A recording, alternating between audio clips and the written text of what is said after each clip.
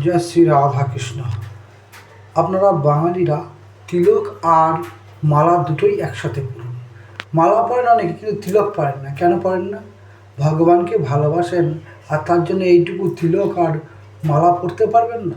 আমি ভগবানের ভক্ত, আমি প্রকাশ করতে পারবো না? আর তিলক মালা পরলে যমের মুখ দেখতে হয় না, ওই যমলোকে যেতে হয় না, সোজা ভগবত ধামে। তাই এটা পড়বেন যে তিলক মালা পরা অবস্থা যদি কেউ কারোর মৃত্যু হয়, সোজা ভগবত ধাম। আর আপনার পরিচিতি আপনি সনাতন ধর্মী, ভগবানকে ভালোবাসেন, বিষ্ণু ভক্ত বা কৃষ্ণ ভক্ত, এরা দুটোই পড়বেন। আমরা পারি না, জোর করে পারতো। কে কী বললো, কী এসে যায়? 100 বছরের জীবন, সুনাম করুক বদনাম করুক, পড়ে এখানেই থাকবে, কিছুই নিয়ে যাবেন না। কিন্তু যেটা হবে, এই দেহ দিয়ে যেটা নিয়ে যাওয়া যাবে সেটা হরিনাম, ভগবানের ভালোবাসাটা, অতি লাভ। জয় শ্রী রাধাকৃষ্ণ। ব্যবসায়ের লাভটা লাভ নয়।